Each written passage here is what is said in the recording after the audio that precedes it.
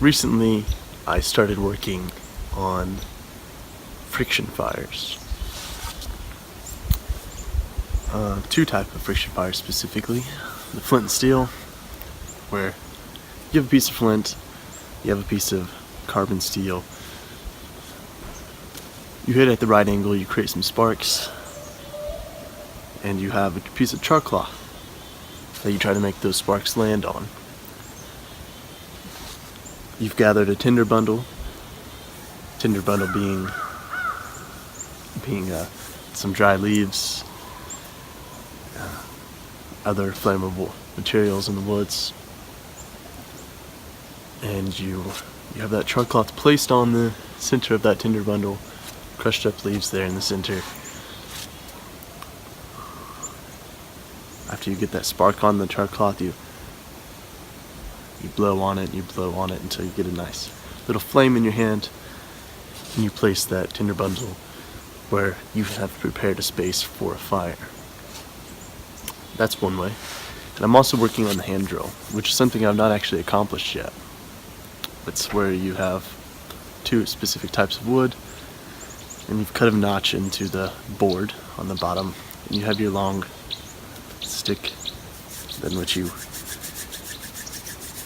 work your way down, create friction against the board, and ultimately you heat the board, creating a coal, and you place that inside the tinder bundle, and do the same as with the flint and stone tinder bundle.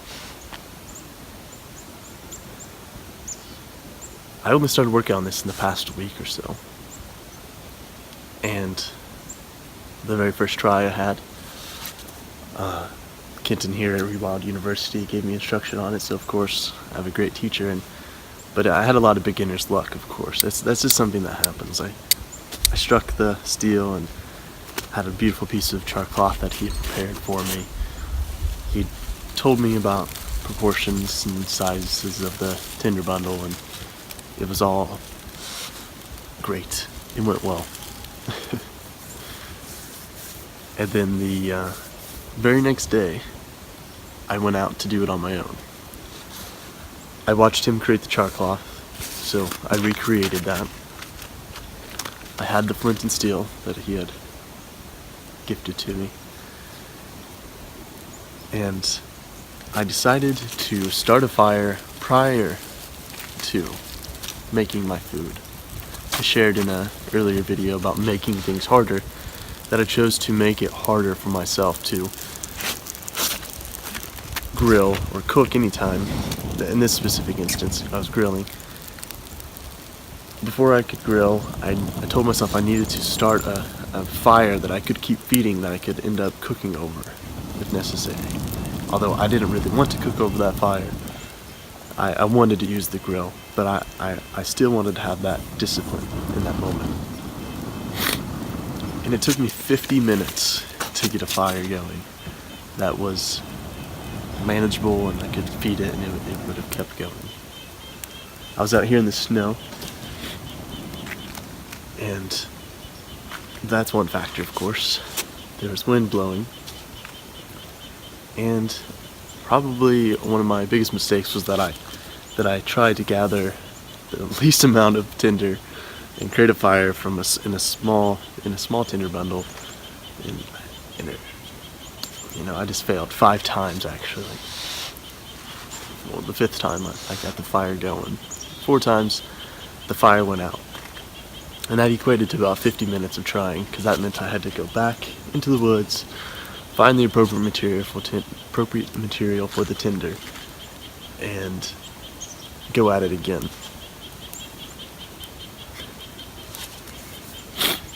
I got it going. I cooked my steak, and it was delicious. It was probably better, simply because I put all that effort into creating the fire. My next goal is to actually cook over a fire, but in this instance, it's something that you could do at home. If you're working on friction fires yourself, or maybe you're trying to just work on creating a fire in general with matches. It's not the easiest thing to keep a fire going it's not as easy as it seems, especially if you're out here in nature and you don't just have the best materials laying around. If the ground's wet, you have to do a little walking around, and it sometimes can become frustrating. So even if you're for yourself, if you don't want to use the flint and steel, if you're going to be practicing with a match, which can be difficult in its own to create a sufficient fire that you could have cooked over, that's something you can do at home. But for this story, I want to continue on to the following day, and I had 50 minutes of prior practice the day before. I decided I was gonna go out in nature and start a fire, a good sized fire out here. Something that could have kept going for hours and hours if I wish. And I went out of my way to make sure I gathered as much, like a nice big tinder bundle. I found some dry leaves and dry vegetation on the ground level, and I used some birch bark on the back to protect my hands, so when I was blowing the flame, I wouldn't be likely to drop it. I really went out of my way to create a beautiful tinder bundle. Then I created a nice little teepee-shaped stack of sticks, in which I left an entry in the front where I'd stacked some other flammable leaves and such in this hole that I had placed in the front of the teepee shape. And I could just, as soon as I got that tinder going, place it right in there, and it fed the leaf material in there, just fed the flame more so, and it caught the sticks quickly. I stacked the thinner sticks first, and the larger sticks, and it honestly was pretty magical. It felt really primal, even though I was using a method that was not necessarily primal. It would have had to been used during the Steel Age or after.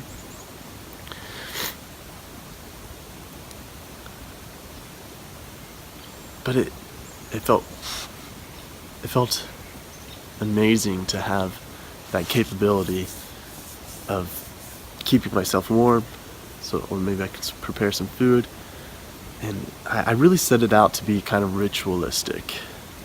Now this is where maybe not everybody will connect, but I feel it is important to kind of share some of these things.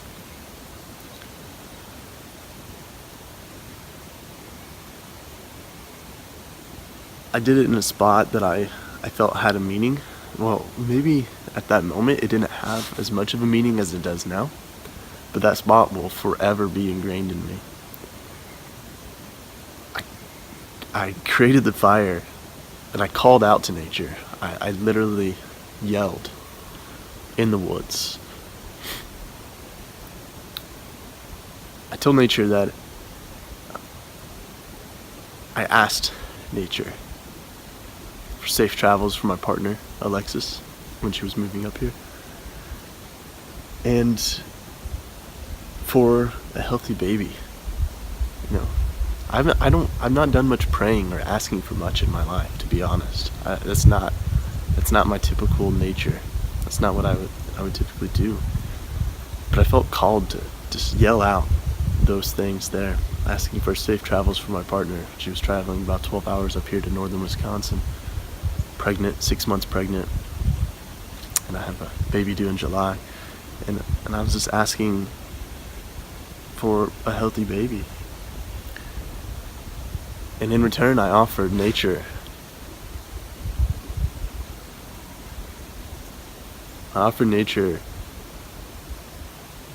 That I would share what nature has taught me with those around me. And hopefully my circle of influence only gets bigger. If that's me posting videos here on YouTube and getting one person to consider this. But that was all because I chose to make this a bit ritualistic. I think we all desire some ritual in our life. And that's the reason we cling to certain ideas, surely. But I've not really been able to identify with a lot of the other rituals that I've seen in the modern age.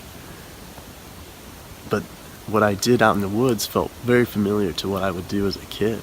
As a kid, my cousin and I, we created a path out to this large tree in the woods where we had canisters on the side full of oil and wood along the edges of the trail. We would light these canisters of oil. Probably not the safest thing to do, of course. Possibles of a forest fire. But we did it. We had it lined around a large tree. On the tree we had skulls and such. And it's such a fond memory of mine. It's ingrained. And this friction fire brought that back to me. That connection with fire. It brought me back to that ritual that we had done out in the woods. We would make offerings to nature. By offerings, it would oftentimes be already dead carcasses of animals that we had found, or living on a small farm. You know, if a raccoon had murdered one of our chickens or something like that, or if there was just leftover scraps from hunting, we'd make that offering out in nature in that space. And that's what I went out to do. I set out to make an offering. I made an offering with my efforts through the fire building. And it was very intentional. It was very meditative. And it felt very right. So that's my first experience with the friction fires. I know a lot of people, at least what I've seen, a lot of people do feel quite the rush after getting their first fire on their own. I didn't quite feel that. As strong of a rush as whenever I was being taught it, and I didn't feel it whenever I was struggling from the 50 minutes the day before the ritualistic behavior, and whenever I was trying to start a fire before I was grilling, because I was agitated. But then I had a proficiency in the skill, and I was able to have evidence of that proficiency by creating this fire. And actually, in that space, I feel there's a abandoned hunting cabin out there. It's not really a cabin room, hunting room. I feel called to make that into a similar space as what I had maybe done when I was a kid. Kind of a nature altar. These things aren't the easiest to talk about. Not everybody wants to hear this, maybe. But I hope you do. It sounds a little bit funky, surely. But for yourself, I challenge you to find a little bit of ritual for you. What feels good? What would feel good? Does it sound silly? Who cares if it sounds silly? Go do it by yourself. If your partner wouldn't mind you being along, maybe bring your partner. Maybe bring your kids. Children are some of the best inspirations to be a little silly. And ultimately, it's not silly. It's fun. It's rewarding. It feels great.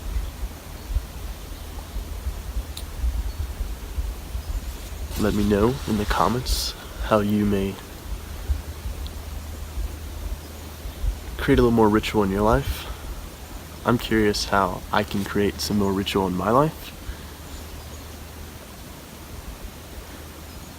Talk soon.